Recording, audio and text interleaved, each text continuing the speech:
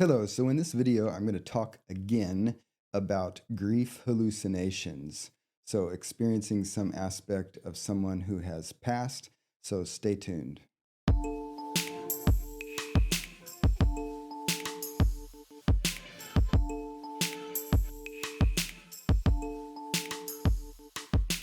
Hello, welcome to Wellness with John. I'm John Peters, and these are resources to help you thrive. I'm a therapist who's been in practice for over 25 years, serving thousands of patients, and this channel is my opportunity to share a variety of perspectives and resources for you related to the types of things that people bring to therapy. So recently, I made a video. Actually, it's been a little bit since I made the video, but I made this video talking about grief hallucinations. And if you want to go watch that video, I'll put a link up at the top here. But I was going to make a follow up video because that one has been fairly well received on my channel. And after I published that, I actually continued poking around to see what people were saying, what types of things might have been published on the topic, because people have interest in this. And I also think it's an interesting thing just intellectually, but it's also potentially helpful to understand because it could be that because of the prevalence, it's a very common thing that some people find it unsettling. And so I want to make a couple comments on this. And part of this video is based on a study that was published in 2020, and I'll put a link down in the description below if you want to go take a look at that research study. But the thing is, if you didn't watch the other video, to summarize the general things that I commented on before, grief hallucinations are very common. So if you look at the variety of studies that have surveyed people who have lost someone in their life, and you look at the percentages of people who are reporting some type of grief hallucination, usually it's a significant majority, so above 50%. So you're more likely than not, if you lose somebody in your life, to actually experience some sort of grief hallucination connected to that person. So different studies reported different percentages, but basically the majority of people, so it's a minority of people who don't experience that at some point in their life, right? So something like 60% in general do experiencing a grief hallucination. And by grief hallucination, what I'm talking about is some sort of experience, whether it's a non-sensory experience, like a strong sense of the presence of the person, or a sensory experience where you see or hear or smell or feel the person. So those are the types of experiences that we include in grief hallucination, both sensory experiences, but also non-sensory, just having a sense like, I know that they are here. I know that they're in the next room, kind of thing. So a couple things that I want to say in this video as a follow-up to the other video is that, number one, if you experience a grief hallucination, it does not mean that you're crazy. So there's not been a good association so far in what people have studied that say that if people experience grief hallucinations, that somehow that points toward an emerging or worsening psychosis. Psychosis is a state where someone is experiencing hallucinations, but it's in the context typically of a mental health issue. And, a person might have an unusual experience that is unsettling in part because they know it's a hallucination. But you have no reason to worry that that's some sort of indication that you're slipping into a psychotic disorder, right? And another thing to think about is that there's been some discussion about the relationship between grief hallucinations and complicated grief. And a lot of people worry about complicated grief in general because when people are grieving, grief is just a tremendously overwhelming experience for a lot of people. And it has some features in terms of as you move through the experience, what people experience that are confusing. And so, a common thing that we therapists see in our practice when people come and are in the middle of a grief process or are reviewing a past grief process, it's very common that people have confusion about whether they were grieving in the right way, whether they were accomplishing the tasks of grief in the right way or well, or whether their grief process had become complicated in some way. Most of the time, when people worry about that, they actually are grieving okay. Okay. Now, it's not okay in the sense that it's very miserable and it goes on longer than we want and affects us sometimes in ways that are very challenging to adjust to. But in general, grief happens okay. Now, that doesn't mean that there is not a thing called complicated grief, because for a lot of people, grief can become complicated. And there's not one version of what complicated grief looks like when grief is complicated.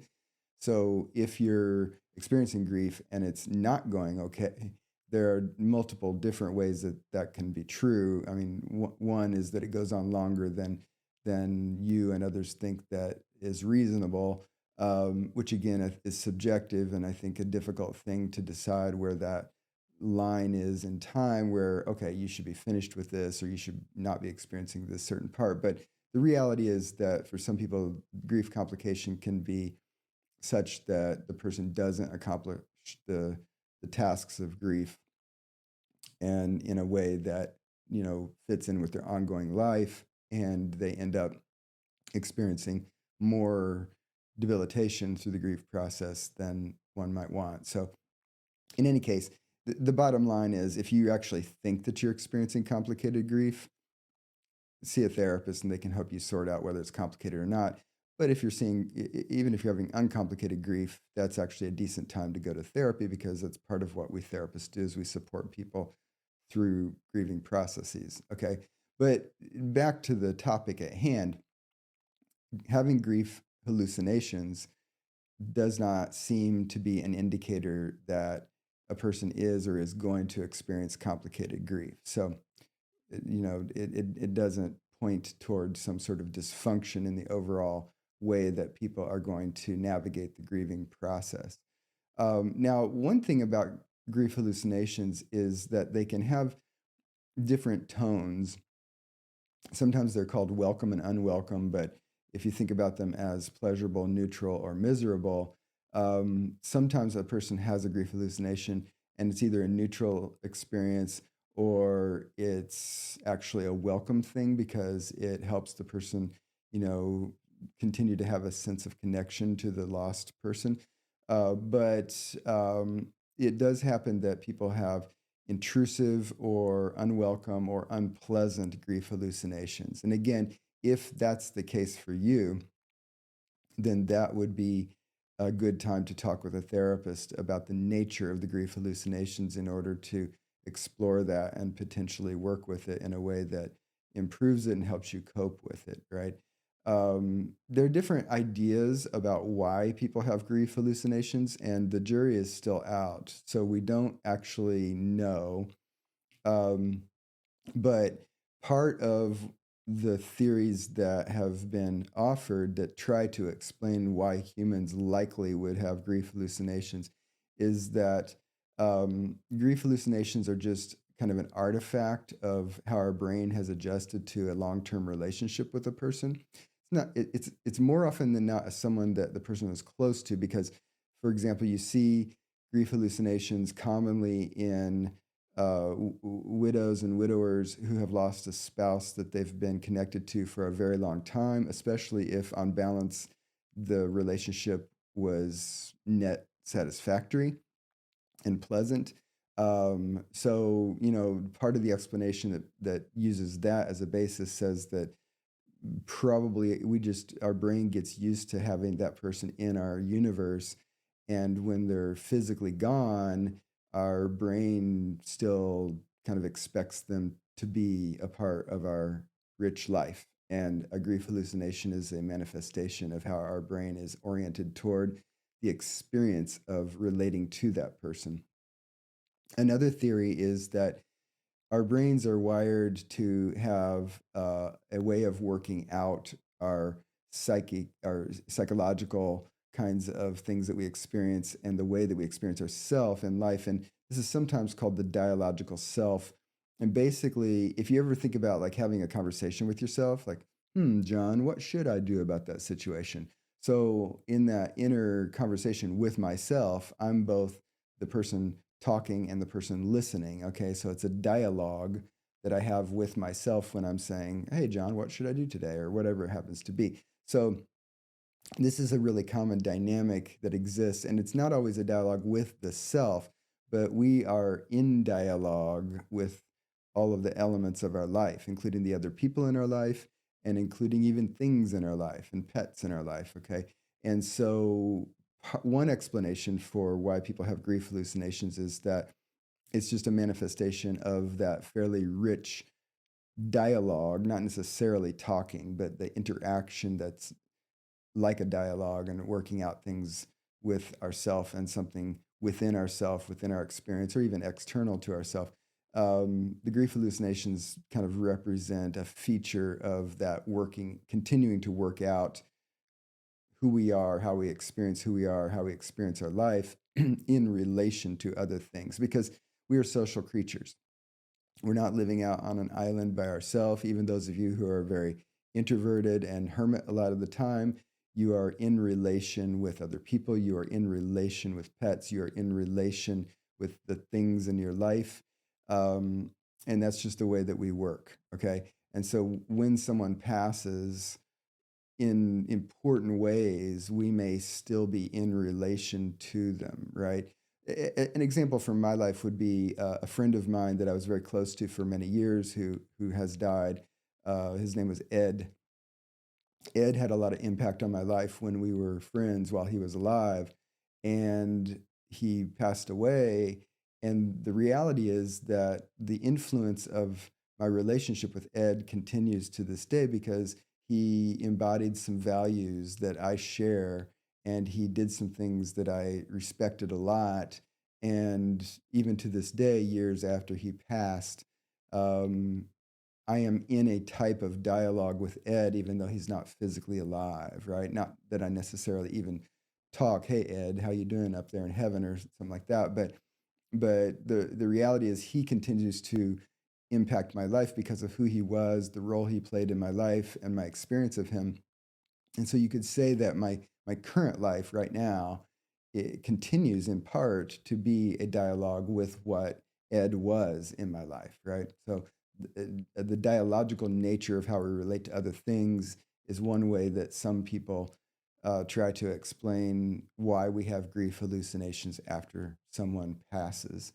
Um, another way that people sometimes relate to people who passed is that they continue to play an actual role in our life as like a protector, someone who watches over us.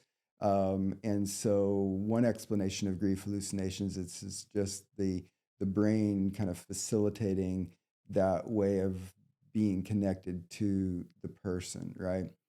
So, in terms of what shows up when people have grief hallucinations, it's a pretty wide variety of things. The most common one that's reported in the literature, when you look at the surveys of people who have grief hallucinations, is the sense of presence. So, the majority of people who have grief hallucinations just have a that unambiguous sense that the person is nearby, is in the room, is in the house, is down the street.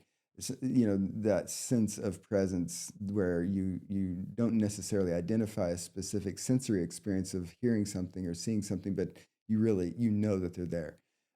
The most common sensory experience is tied between a visual experience and an auditory experience. So both of those are pretty common. Those are more common than tactile experiences such as a smell or a touch, even though those are not uncommon. Depends on which studies you look at, but smell and touch in different studies represent anywhere from like 5 to 20% of what people are reporting. But seeing or hearing someone as up generally 25 to 40% of the time in terms of grief hallucinations. So in any case, if you see, hear, smell, feel, have a sense of presence of someone who has passed, you're not crazy. And in fact, you are in the majority because it's a minority of people who don't have those experiences ever. And it doesn't mean that your grief is complicated in a problematic way. However, if you're having unpleasant grief hallucinations, or if you worry that your grief is complicated and that you need some extra support to be able to navigate it in a healthy way, then a good idea would be to talk with a therapist.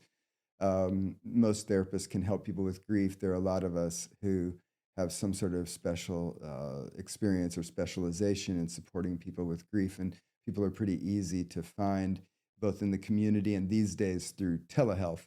So, so don't hesitate to reach out for support if you think that you would benefit from some extra support. So, if you like this kind of content, please hit the like button below. And if you have yet to subscribe to my channel, please subscribe to keep apprised of future videos. It also helps me grow my channel. And thanks for watching to this point in the video, and stay tuned for upcoming videos.